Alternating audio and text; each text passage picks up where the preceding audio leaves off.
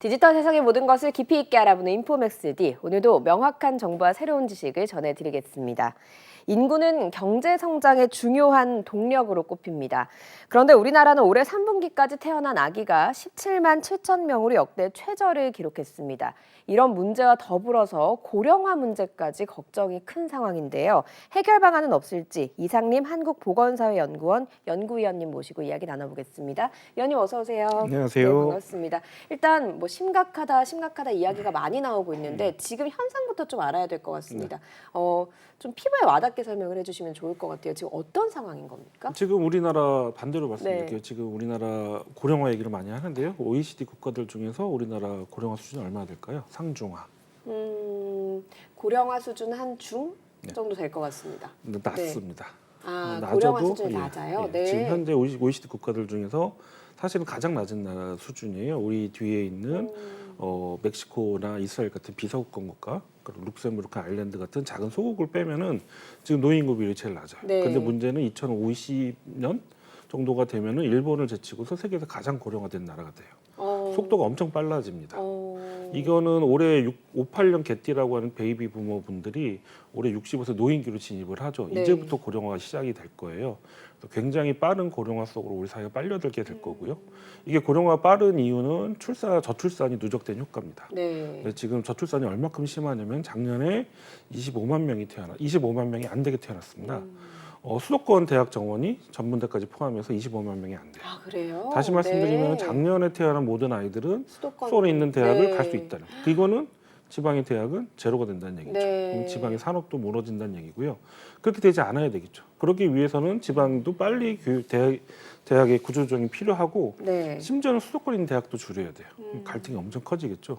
사실은 우리가 그렇게 심각한 겁니다. 이렇게 지금 우리가 어떠한 큰 구조조정 그리고 거기에 갈등의 조정 그리고 큰 혼란을 경험하지 않고서는 버틸 수 없는 지경까지 이르는 거예요. 네. 이게 저출산의 문제입니다. 네, 그러니까 저출산하고 고령화의 문제는 이게 누적이 돼서 고령화의 문제가 또 나타나게 되는 것이니 떼어낼 수 없는 연결고리인데 우리가 지금 고령화가 위치 자체가 낮다고 하더라도 이 속도가 다른 나라에 비해서 굉장히 가파르다라고 좀 보면 되는 거예요. 많이 빠른 네. 거죠. 근데 지금 뭐 아는 분들이 고령화 얘기가 굉장히 오래된 사회 이슈가 되니까 네. 노인 좀 많아져도 세금 좀 내면 되겠네. 조금 불편하면 되겠네. 이 정도만 생각하시는 것 같아요. 2050년 되면 우리나라 노인 인구 비율이 40%가 돼요. 네. 이거는 전라남도 고흥, 뭐 경북 의성, 우리나라 가장 고령화된 군 정도 수준으로 가는 거예요. 굉장히 큰 변화가 생길 겁니다. 네. 제가 많이 드는 예 중에 하나가 고령화가 진행이 되면요 피가 모자랄 거예요. 피가 모자란다고요? 네. 노인분이 많아지시면은 수술하시는 분이 많아지는 거죠. 근데 피는 인공으로 만들지를 못해요. 그럼 젊은 그러네요. 사람들이 수혈을 해줘야죠. 네. 젊은 사람이 그럼 계속 줄어듭니다. 수요는 엄청나게 폭발을 하는데 공급은 엄청나게 줄어든 구조가 되는 거예요. 그러면은 이거는 먼 훗날에 먼 후세대가 믿는 게 아니라 지금 우리가 네. 지금 30, 40대 분들도 머지않아 경험하게 될 본인이 수술을 못하게 되는 일이 생기는 그런 경험하게 될 거예요. 수혈을 할 피가 없어서 수술을 못하게 되는 상황까지 될 수 있을 정도로 이 구조적으로 문제가 지금 빠르게 진행되고 있죠. 있다라는 말씀이신데 이게 지금 우리나라에서 여성 한 명이 낳는 아이의 수가 0.7명 정도 네, 된다고 하더라고요. 이 수치라고 하는 게 다른 나라랑 비교했을 때 이런 나라가 있는가요? 아니면 그 정도로 우리나라가 좀 심각하다고 보면 되는 건가요? 저는 이 수치를 뭐 나라가 무너지고 사회가 붕괴했을 때 나타난 수치라고 얘기를 하는데요. 네. 왜 그런 말을 드냐면요. 잠깐 뭐 작은 마카오라든가 뭐 대만이라든가 홍콩이나 이렇게 잠깐 1.02로 들어간 나라들은 좀 있어요. 근데 어느 정도 사이즈가 된 나라 중에서 이 정도 기록이 난 게 딱 한 번 있는 게 동독이 무너져서 통일됐을 때 동독이 무너졌을 때 동독 지역에서 나타났던 학교 출산율 0.77 정도가 네. 한 5년 정도 나타났어요. 네. 그 굉장히 사회가 혼란에 빠졌을 때 나온 숫자잖아요. 우리는 지금 아무 일도 뭐 경제적 위기라든가 외교안보적 위기 이런 게 없는 상태에서도 계속 떨어지고 있단 말이에요. 우리가 굉장히 무엇이 심각한 사회로 가고 있다는 거예요. 네. 언제부터 이렇게 떨어졌나요, 우리나라가? 우리는 학교 출산율이 계속 떨어지고 있었다고 네. 생각하셔도 되는데요. 근데 좀 자세히 보면은 2003년에 1.09를 찍고서 그다음부터 이제 왔다 갔다를 계속합니다. 올라갔다가 네. 떨어졌다 반복을 하는데 2015년에 정점을 한번 정점을 찍고 떨어지기 시작을 합니다. 네. 근데 이후 계속 떨어져요. 근데 올라가는 텀이 없었어요. 없이. 앞에 있었던 이 플럭추에이션, 이 등락이 왜 사라졌는지가 설명이 안 되는데 네. 어쨌든 2016년부터 떨어지기 시작해서요. 2017년에 출생아서 40만이 무너지고요. 지금 그다음에 곧 1.0도 무너지고 0.78, 올해는 0.70 수준까지 가고 내년에 0.7대도 무너질 게 거의 확실한 것 같습니다. 제가 보기에는. 이렇게 하다가 반등을 한다거나 갑자기 그럴 수 있는 경우는 없나요? 그러니까 저는 반등의 텀이 사실은 올해라고 봤어요. 네. 작년에 출산율은 계속 떨어지고 있지만 혼인 건수가 늘어나고 있었고요. 작년에 첫째아 비중이 역대 최대였어요. 왜냐하면 둘째, 셋째가 안 나니까. 그런 좀 더 자세히 보면은 첫째아가 재작년에 비해서 8천 명 정도가 더 태어났어요. 이 소리는 뭐냐면은 그간 출산과 혼인을 미뤘던 청년들이 이걸 재개하는 시점이라는 소리예요. 네. 그래서 올해쯤에는 작년과 비슷한 수준이 되고 아마 이게 반등의 모멘텀은 아니더라도 이제 하락은 좀 멈춰지겠거니 생각을 했는데 계속 떨어지고 있는 거예요. 그러니까 하방 압력이 워낙 세가지고 네. 이런 재개가 있는 가운데서도 떨어지고 있죠. 그래서 제 생각에는 이게 정말 뉴노멀 구조적으로 가는 것 같고 청년들하고 얘기를 해보면은 이제는 결혼을 안 하고 아이를 안 낳는 게 그냥 옵션 중에 그러니까 오히려 그냥 보통의 옵션을 생각하는 경향이 네. 많은 것 같아요. 그래서 아마 저는 반등이 아마 장기적으로 쉽지 않겠다 생각이 듭니다. 반등이 아주 뭐 특별한 모멘텀이 있지 않은 이상은 반등하기는 어려운 부분이 있는 거군요. 네, 많은 변화가 뒤에 따라줘야 될 것 같습니다. 저는 이제 단순하게 이 저출산이라고 하는 게 결혼을 안 해서 그런가. 사실 코로나 시기에 결혼 참 많이 미뤘거든요. 주변에서도. 결혼을 안 했기 때문에 애들이 태어나지 않는 거 아닌가 생각했는데 또 그렇게 연결지을 수도 없는 문제인 거군요. 제가 말씀드렸던 아까 2015년에 네. 저는 2010년대 사건이라고 얘기를 하는데 우리가 설명이 안 되는 이상한 일들이 많이 일어나요. 예를 들면은 출산율이 떨어질 뿐만 아니라 결혼하신 분의 출산율도 떨어지고요. 그리고 청년들이 지방 청년들이 수도권으로 올라오던 순유입이 줄어들고 있었다가 갑자기 늘어나기 반등을 해요. 네. 그러니까 여러 가지의 삶들이 변화가 청년들에 있었던 것 같아요. 그러면서 이러한 지금 상황까지 가는 것 같고요. 여러 가지 문제들이 복합돼서 하는 문제인 것 같습니다. 보통은 이렇게 저출산 문제를 짚으실 때 청년들에게서 이런 문제가 있기 때문에 저출산이 나타난다라고 하는 큰 묶음들을 보면 일자리 부족하다. 네. 주거 환경이 집값이 너무 올라서 또 전세값이 너무 올라서 청년들 살기가 힘들다. 뭐 이런 문제들을 좀 짚거든요. 이게 좀 근본적인 원인이라고 보면 되는 거겠습니까? 그러니까 우리가 이제 저출산 문제를 바라보는 이해가 많이 최근에 높아졌어요. 예전에는 비용의 문제로만 생각했습니다. 어떤 총 비용이 있고 출산과 양육의 총 비용을 줄여주면 아이가 좀 늘어날 것이다. 네. 그러니까 경제학적 그래프예요. 비용이 늘어나면 출산율이 떨어질 것이다. 비용을 줄여주면 올라갈 것이다라고 하는 그렇게 접근을 했던 거예요. 근데 이게 해석이 이게 설명이 안 되면서 왜 그럴까를 보다가 이제 구조적인 문제를 보기 시작을 한 네. 겁니다. 청년의 일자리 문제, 주거비 문제, 사교육비 문제. 이거는 지원이 좀 온다고 해서 이 문제가 사라지는 건 아니잖아요. 근데 이 구조적인 문제라고 봤었는데 최근에서는 좀 더 심층적으로 바라보면은 예를 들어서 좋은 직장이 있고 아파트가 있는 친구들하고 아이를 2명, 3명 낳는 건 아니잖아요. 왜 그럴까를 보면 청년의 내면을 보면은 좀 다른 얘기들이 많이 나온 것 같아요. 아까 말씀드렸던 이 경제학적 구조의 전제는 뭐냐면은 아이나 가족에 대한 수요가 변하지 않는다는 걸 전제로 하는 거예요. 근데 그래서 비용으로만 설명하려고 했던 네. 건데 지금 이게 변하고 있는 것 같아요. 특히 지금 청년들이 IMF의 우리 사교육비라든가 뭐 성공 그런 경쟁 사회 그리고 그러면서 이제 아이는 제가 많이 표현하는 표현인데 아이는 공부만 하면 되고 엄마는 뒷바라지만 하면 되고 아빠는 돈 벌어오기만 되는 그리고 우리 사회가 행복한 가족의 상보다는 성공한 가족의 모델로 몇 평짜리 아파트, 얼마의 연봉, 어떤 자동차, 어느 대학을 간 아이 이게 중요한 가치가 돼버려요. 네. 그러면서 가족이 중요시 여겨야 되는 정서적 친밀성 이런 것들이 사라진 상태에서 성년이 된 친구들이 지금 청년들인 것 같아요. 네. 그러니까 가족이 크게 불행했다가 아니라 어떤 정말로 중요한 친밀성을 경험하지 못한 세대예요. 집단적으로.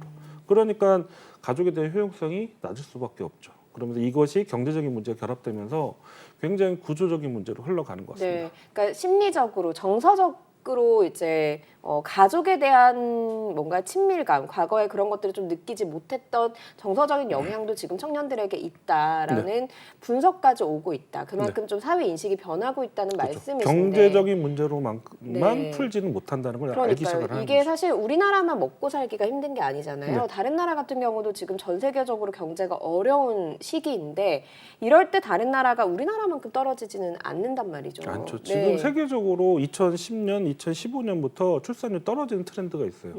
우리가 지금 세계적으로 좋은 나라라고 하는 북유럽 국가에서도 1.6 이하로 떨어지고 있어요. 네. 지금 좀 세계적 글로벌 트렌드긴 해요.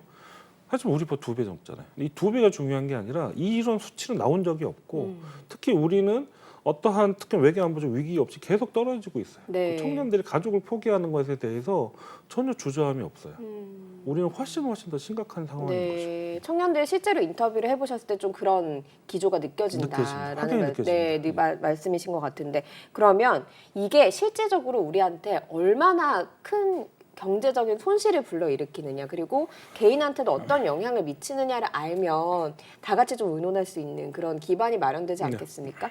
가장 크게 문제가 될 거라고 꼽으시는 게 어떤 문제예요? 지금 저출산 문제, 고령화 문제를 너무 우리는 이제 경제적인 문제로만 설명하는 것 같아요. 노동력이 부족해서 경제 성장이 둔화되고 네. 그 재정의 위기가 생길 네. 것이다. 근데 이게 나라 걱정 얘기잖아요.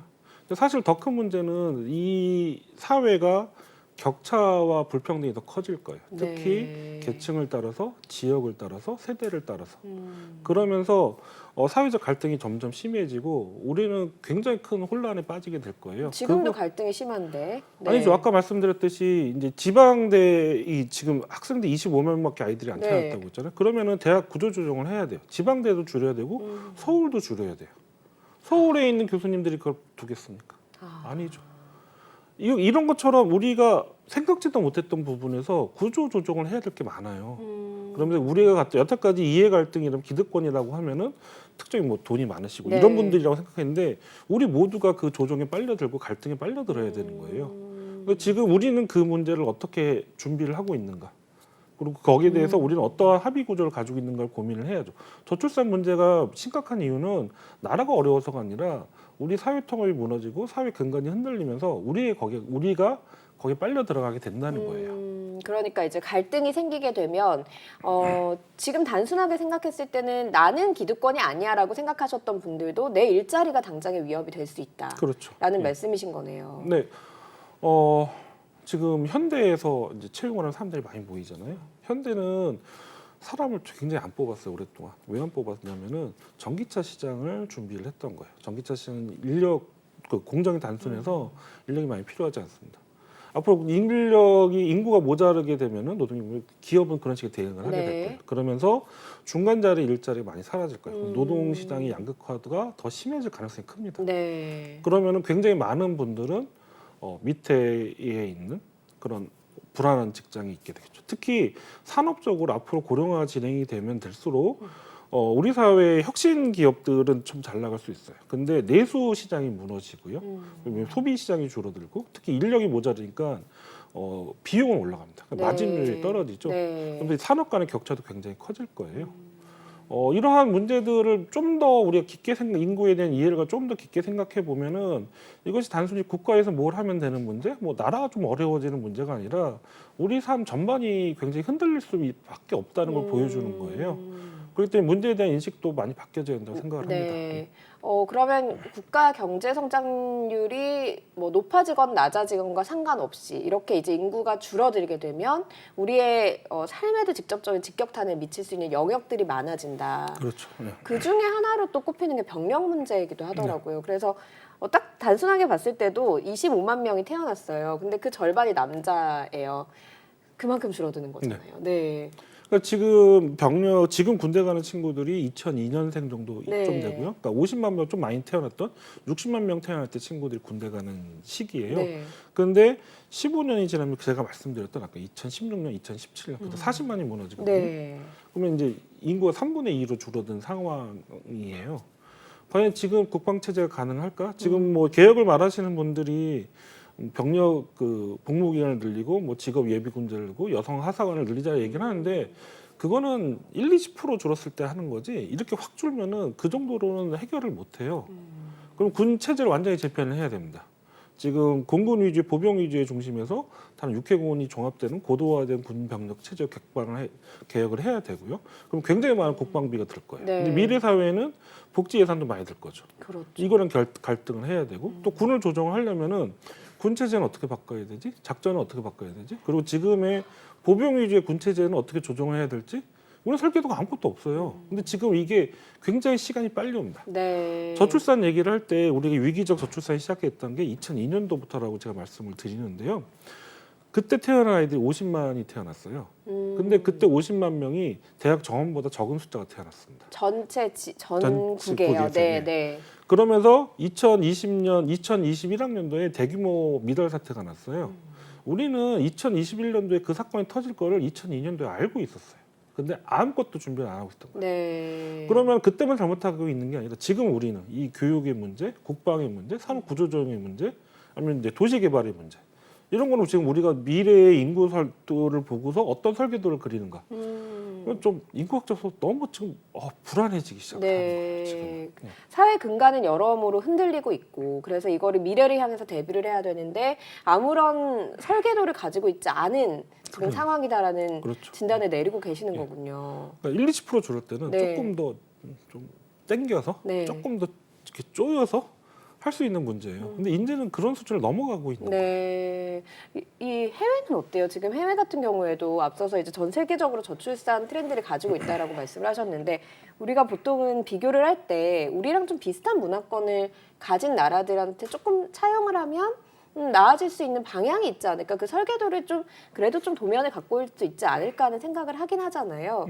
일본이나 중국 같은 경우에서 좀 배울 수 있는 게 있을까 하는 생각은 드는데 어떻습니까? 중국에서 배울 거 없을 것 같아요. 네. 중국은 고령 속 지금은 괜찮은데 한자년 정책하면서 이게 너무 빨리 줄어들어서 우리만큼이나 고령 속도가 빨라요. 네. 일본 얘기를 많이 하십니다. 일본이 지금 최근에 저출산에서 많은 투자를 하고 정책도 많이 발전된 것 같은데 사실은 그래도 우리나라를 못 따라오는 것 같아요. 네. 이런 뭐 여성의 일자리 문제라든지 뭐 공보육의 문제 이런 거는 우리보다 훨씬 뒤처져 있어요. 그러니까 우리가 훨씬 더 많습니다. 사실 일본을 보면서 모범 사례를 많이들 말씀을 하세요. 모범 사례 어떤 개념 그걸 한번 기대하고 질문하는 것 같은데 저는 일본에 대해서 실패 사례를 찾아야 된다고 생각해요. 일본은 어떠한 시기에 어떠한 맥락에서 실기를 했는지 어떠한 정책적 오판을 했는지 이거는 저출산 문제뿐만 아니라 기업은 사회는 어떤 사회 조직들은 어떤 걸 했는지를 눈여겨봐야 돼요. 그래야지 우리한테 실제적 도움이 되는 거죠. 네. 우리 같은 사례는 전 세계에 없습니다. 그렇기 때문에 우리만의 길을 찾아야 되는데 자꾸 일본 보자, 뭐 북유럽 보자 이거는 너무 한가한 얘기인 것 같아요. 일본은 정말 우리가 지금 봐야 될 얘기들이 많은데 내각을 보세요. 진짜 70대들이 쫙 있잖아요. 네, 맞아요. 네. 얼마나 고령화되면서 사회가 노후화됐는지 네. 이런 말씀드리면 좀 연령 차별적인데 어. 그 사회는 순발력 있게 대응할 수 있는 모멘텀을 잃어버리는 사회인 것 같아요. 근데 우리도 그렇게 흘러갈 수도 있거든요. 그러니까 지금 우리는 굉장한 긴장을 가지고 어떻게 구조조정을 해야 되지? 우리 사회는 어떻게 다시 변화를 해야 되지? 어떻게 지속성을 높이고 효율성을 높여야 되지? 이런 고민을 해야 될 때라고 생각합니다. 네, 세대별로 지금 좀 제가 느끼기에는 그런 생각이 좀 멈춰 있는 것 같아요. 30, 40대는 30대대로 너무 먹고 살기가 힘드니까 지금 당장에 눈앞에 있는 거를 해결해 나가길 바쁘고 대출 이자 내야 되죠. 아이 키워야 되죠. 20대는 미래를 생각하면서 가는 지금 그런 그 정서적인 뭐랄까 청사진이 없는 것 같거든요. 그리고 또 40, 50대는 또 가진 게 있으니까 이걸 지켜야 돼서 또 이걸 개혁하지 않으려고 하는 것 같습니다. 조심스러워하실 것 같아요. 네, 그러면 우리가 세대별로 어떤 일들을 좀 해가면서 이 설계도를 그려 나가야 될까요? 세대별로는 사실은 많은 갈등을 준비하고 있어요. 네. 그래서 지금 우리 사회는 뭐 예를 들면 연금 문제라든지 뭐 건강보험 문제라든지 아니면은 정년 연장 문제, 노동시장의 구조개혁 문제 이런 것들에 대해서는 어쩔 수 없이 기득권의 조정이 필요하고 그러니까 많은 갈등이 있을 수밖에 없습니다. 저는 여기에 대해서 세대별 어떤 준비를 하냐는 구체적인 얘기를 한다기보다도 우리가 이 문제를 어떻게 해결해야 되는가 네. 이런 갈등 문제를 어떻게 조절해야 되는 갈등이 없을 수가 없어요. 갈등이 생길 거고 이 갈등을 어떻게 조정할 거에 대해서 우리 같이 고민을 해봐야 돼요. 그러면서 미래 사회 우리가 어차피 사이즈 굉장히 줄어들기 때문에 구조조정을 해야 됩니다. 이때 네. 구조조정을 할 때 어떤 원칙을 가지고 할 것인가. 어떻게 그러니까 저는 생각하는 구조적 원칙이 효율성을 높이고 지속성을 높이고 네. 그리고 미래 세대에게 더 많은 기회를 주는 사회로 가야 된다고 생각을 해요. 네. 이 얘기는 너무 당황스러운 얘기, 너무 초상적인 얘기를 할 수도 있는데요. 이 얘기가 뭐냐면은 우리 사회 성원들이 이 문제에 대해 관심을 가지고 나의 문제라는 걸 인식을 해야 된다는 거. 두 번째는 이게 더 이상 정책의 문제로만 하는 게 아니라 정치의 영역으로 넘어가고 있다는 걸 의미하는 거예요. 정치권도 각성을 하고 우리가 네. 정치권에게 이런 준비를 하도록 푸시를 해야죠. 정책적으로 좀 부족한 것들이 무엇이었다고 좀 생각을 하시는지. 우리나라 정책적으로요. 네. 어떤 부분을 말씀하실까요? 지금 여태까지 왔던 것들 중에서. 두 가지가 있습니다. 하나는 저출산 측면에 있어서는 이거를 계약 사업으로만 단위 사업으로만 접근을 했어요. 네. 우리가 지금 논의했듯이 구조적인 문제들이 많은데 단위 지원 사업들 가지고 구조가 바뀌지는 않거든요. 이 구조를 바꾸려면은 복지가 아니라 뭐 교통, 교육, 그 국토, 교육, 네. 뭐 일자리 네. 이런 게 다 통합이 돼야 되는데 지금 그런 거를 영향을 미칠 수 있는 구조가 아니야. 하나하나 낱개별로만 정책이 나왔다. 사업 지원 네. 사업만 쌓아놓는 네. 거였지 다른 부처의 큰 국정 기조에 영향을 미칠 수는 있는 구조가 아니었어요.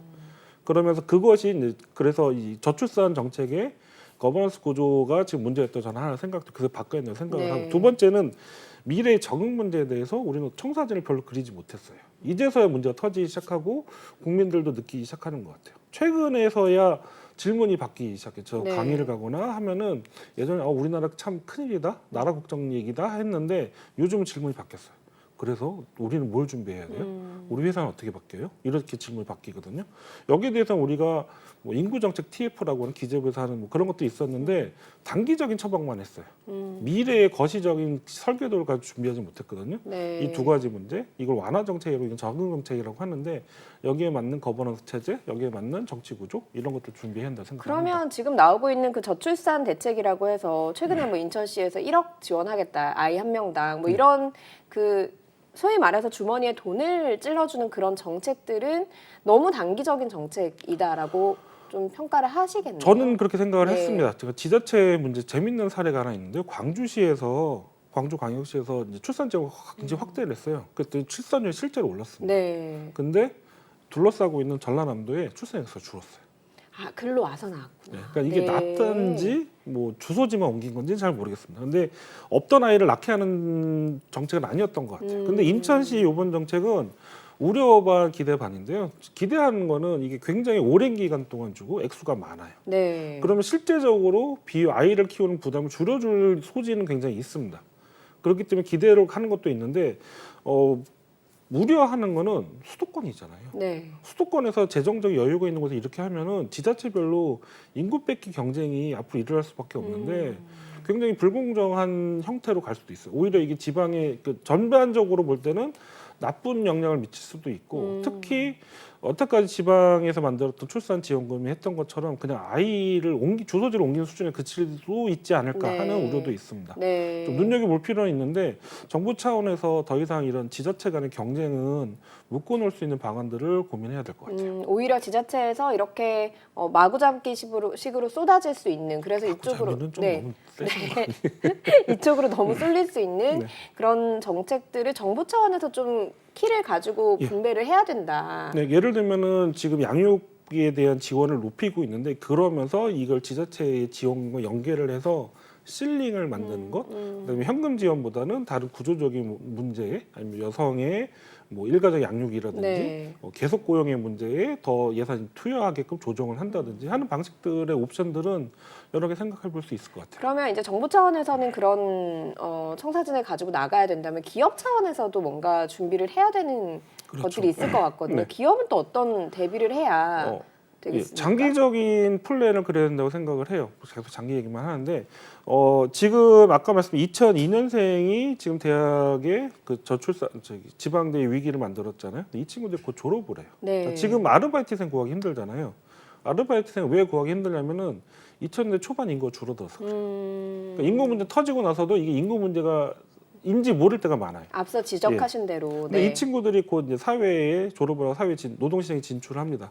그럼 초기 진입 인력이 굉장히 줄어들어요. 그래서 기업의 입장에서도 단기적으로는 그 노동력 부족을 느낄 수가 있을 것 같아요. 네. 그런 거에 대한 완화 준비가 필요하고 좀 더 효율적이고 자기 기업에 유효한 인재를 뽑을 수 있는 HR 기능이 좀 강화될 것 같아요. 저출산 고령화하면은 기술 혁신만 얘기하는데 이런 HR 기능도 굉장히 높아질 네. 것 같고요. 또한 시장이 어떻게 변할지, 특히 내수 시장에서는 타격이 클 수밖에 없거든요. 특히 지역에 기반을 해서 지역의 인구가 어떻게 변할지, 지역 시장이 어떻게 변할지 눈여겨보실 필요가 있을 것 같아요. 네. 장기적으로는 이 우리 사회가 전반적으로 효율성이 떨어지고 혁신성이 떨어질 수가 있는 거에 대해서 단순히 노동력을 숫자의 문제뿐만 아니라 기업의 혁신성을 높일 수 있는 답이 무엇일지 고민을 해야 되고, 한편으로는 기업의 사회적 책임에 대해서도 고민을 할 때가 된 것 같습니다. 사회적 책임이라고 하면 어떤 부분을 얘기하시는 거예요? 일가적 양립, 네. 여성의 개성보유, 네. 직원들이 아이를 낳고 키울 수 있는 환경을 주는 것. 이게 지금 저출산 문제가 안 풀리는 이유 중에 하나는 모든 거에 정부 탓은 아니거든요. 기업의 몫도 사실은 굉장히 커요. 네. 여기에 대한 책임적 인식도 있어야 되고요. 이제 사회적으로도 거기에 대해서 그 소비자들이 평가를 하기 시작할 겁니다. 우리나라가 어떻게 보면 이제 갈등을 굉장히 많이 앞두고 있는 상황에서 어떤 서로 간의 이야기를 좀 들을 수 있는 좀 건강한 문화가 또 형성돼야 되지 않을까 하는 생각도 들거든요. 네. 지금 왜 이러한 논의가 우리 저출산 시작된 20년이 넘었는데 이제서야 왜 이런 좀 고도화된 논의가 나오는가 하면은 첫 번째는 전문가들 탓이 큰 것 같아요. 네. 이 사업과 연계된 신 전문가들이 이 논의를 자꾸 단순화시켰던 것 같고, 또한 우리가 논의가 고도화하는 거에 대해서 유사 전문가, 비전문가들이 너무 많은 얘기를 했어요. 인구를 모르시는 분들이. 대표적으로 아이만 낳기만 하면 이거는 뭐 여성을 도구화한다. 이런 논의들은 좀 위험할 수가 있었던 네. 거거든요. 그런데 이제 전문가들의 몫이 컸고요. 두 번째로는 이러한 갈등 구조를 우리 정책 안으로 넘기 위해서는 저출산 고령사회위원회, 저출산 정책을 담당하시는 분이 사회적 담론을 형성하는 거, 논쟁의 장을 만드는 것도 정책의 한 부분이라는 걸 이제는 이해하기 시작하시는 것 같아요. 네. 좀 늦긴 했지만 이제 사회적 담론도 건강하게 만들 수 있도록 그런 장이 필요할 것 같습니다. 앞으로 또 20년을 또 준비를 해야 돼서 참 장기적인 싸움이 될 것 같다. 그래서 치밀하게 또 조정을 해나가면 이번 위기가 어느 정도는 기회가 될 수도 있지 않을까 하는 좀 기대감이 생기는 부분도 있지만 좀 걱정되는 부분도 있는 것 같습니다. 해결의 문제가 아니에요. 네. 우리가 얼마큼 하냐가 미래에 우리가 짊어질 짐을 줄여주는 거예요. 네. 지금 우리가 어떤 노력을 하느냐에 따라서 미래의 짐이 줄어들 수 있다는 네. 거라는 인식을 가지고 네. 최선의 답을 찾아가야죠. 예, 당장에 내가 수술하고 싶어도 피가 없어서 못하는 그런 시대가 올 수도 있다고 하니까 위기감이 확 느껴지는 것 같습니다. 해결 방안을 좀 기대를 해보겠습니다. 오늘 말씀 여기까지 듣겠습니다. 고맙습니다. 감사합니다. 인포맥스디 맞춰야 될 시간이 됐습니다. 영상을 보신 후에 궁금하신 점이나 개선해야 될 점이 있다면 유튜브 연합뉴스 경제TV 채널을 통해서 댓글을 달아주시면 더 좋은 방송으로 찾아뵙겠습니다. 고맙습니다.